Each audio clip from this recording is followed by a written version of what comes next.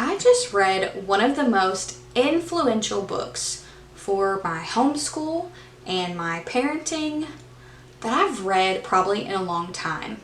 And it's not even non-fiction. Hello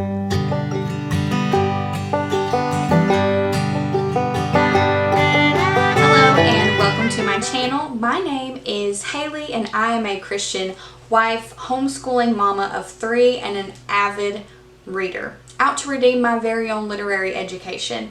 And in today's video, I did in fact read one of the most inspiring books I have read as a mother in a very long time. And this book is supposed to be children's classic literature, but I would make the argument that it is very much mother's classic literature, and that is Little Men, Life at Plumfield with Jo's Boys by Louisa May Alcott. And it's no surprise because this is the sequel to Little Women by Louisa May Alcott. And that also is a book that really inspired my motherhood. I finished reading it for the first time at the beginning of the year and I really enjoyed it.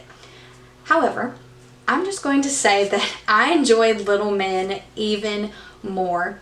And I think it more so has to do with the season of life I'm in now. So Little Women follows the March girls when they are very young, in their girlhood, and then as they're becoming women and wives. And this book is the sequel to Little Women, specifically for Jo March, who is now Jo Bhaer. She has gotten married and started a school for boys at Plumfield, the home she inherited from her aunt. And I related so much more to this Jo. She is now the woman that she always sort of prayed with Marmee that she would be. And to be perfectly honest, she was more inspiring to me than Marmee because she is a very playful mother. She still gets things done. She's very doting and very loving. She has kind of given up writing in Little Men. However, that's not even her passion anymore. Her life's work are these boys at her school. And so in Little Men, we actually get to see Jo through the eyes of the boys that attend Plumfield. Some of the boys come from really well-to-do families, and so their families are paying the Bhaers to educate them with a very classical education. I will say the Bhaers are very classical Charlotte Mason. So if that is your homeschool jam, you will like it just for that kind of atmosphere in their school. But also they take on some boys who are sponsored by Lori, who is now the official Mr. Lawrence. And so just boys who really need some love and care and attention, but they have potential. And so the Bhaers take them in and hope that a really good environment with love and education and friendship will sort of bring the best out of them. This book was just so charming. Jo and her husband, Professor Bhaer, or as the boys very affectionately refer to them as Father and Mother Bhaer, are such wise and very patient and loving parents. I found them to be, a bit idealistic, which is okay because when you're looking for inspiration and encouragement, it's okay to look to the idealistic version that you want to be. And they were just so good. They are rooted in Christ, and they see the boys at their school and the girls as little image bearers of God, and they treat them as such. They sort of treat them like a garden and their crop, so there's a lot of sort of metaphors and analogies to children as crops and us as basically cultivators, but God is the ultimate gardener. And so I really loved that reference, and it's something that I've thought about in my own homeschool and in just mothering my children. And so they are very great parents to look up to.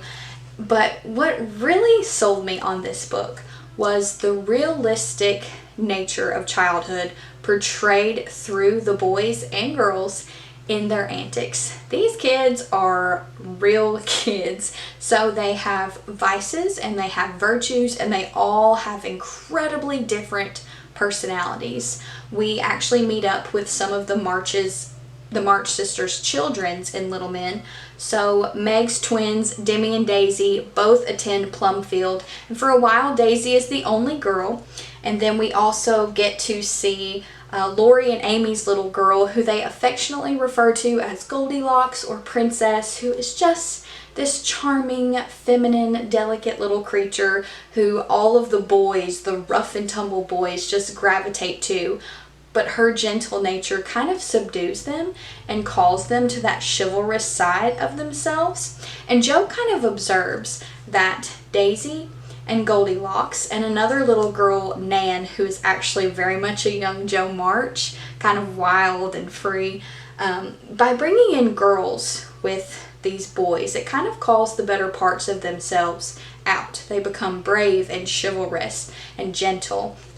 And then the boys at the same time are good for girls because it kind of causes them to bring out their better nature as well. They become very nurturing to the boys, almost like little mothers, but in a very childhood way. So we see, as Louisa May Alcott calls them, all the little freaks and fancies of childhood in little men. Just all of the funny plays that they do, and not plays in a drama, but their sort of imagination and the way they free play with each other. It's just so good. And what I love the most is there's a boy who comes to their school that they don't really want in their school because he's kind of just the bad boy. He is just proud and crude, and he's going to be a horrible influence on these boys. But Jo just can't turn him away. She sees him as this motherless boy who just needs love and attention. And he gives them such a hard time. However, under the right conditions of love and education and proper play and exercise for children that you as a parent can provide, just really makes this young man flourish and want to be a better person. I'm telling y'all, this book absolutely blew me away. And I got the Seawolf Press edition. It's a paperback. It's a 150th anniversary edition. It was $10 on Amazon, but it has these beautiful illustrations on the inside all throughout the book that are just gorgeous and made everything so delightful. And that is the word that I would use for this book. Delightful, charming, endearing. It's not a book that is fast-paced in plot. However, it is a book full of so much charm of character that you can't help but keep reading because you want to know what happens to these boys and how Jo and Professor Bhaer will handle it. And I will also say, once again, there is a death in this book. Very sad. Very much reminded me of the way she handled a certain death in Little Women. But when Louisa May Alcott writes about death, she does it in such a way that points to Christ so much that you can't help but just be moved by it. I cried. I cried in Little Women and I cried in Little Men because of the way she dealt with it. It calls you to a higher character. It makes you want to be a better person and makes your life want to be meaningful. And the person who passed away was not someone who necessarily did anything great in life. And that's something that the boys reflected on. But they all knew he was a well-respected man, but he didn't necessarily do anything great. And another character handles the explanation of a life well lived just for virtue and goodness to others and to living the way that Christ wants us to, how that can speak to a life. Because this person had so many people admire and respect him for character alone and not necessarily worldly success. And I love the way that was handled. I'm telling y'all, this is one of the best books I've ever read. And the very last chapter is Thanksgiving. And so I think this would be a great book to pick up in October or November, just because you kind of get that almost like fall harvest feel or vibe from this book. It kind of makes me think of that type of atmosphere, especially with Plumfield and all of the different nature scenes. Nature plays a huge part in the book for the boys and the way they play. Like I said, the Bhaers are very Charlotte Mason, whether they know it or not. Very classical Charlotte Mason. And the way they deal with nature and the way they let boys just explore it and then display it and tell about it to them, so inspiring. I could read this book over and over and over again, and I probably will. And I hope that I have now convinced you to read it with me, especially if you're a mother, especially if you're a homeschool mother, because I liked Jo March even better than Marmee because she was a playful mother. So she still kind of kept some of those childlike qualities in herself, which I think children really respect and love.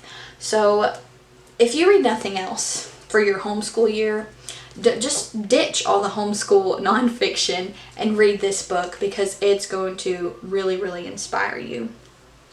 And so with all of that being said, this is kind of my first YouTube video where I'm only talking about one book. Typically I'm talking about books I've read across the span of a few weeks or a whole month.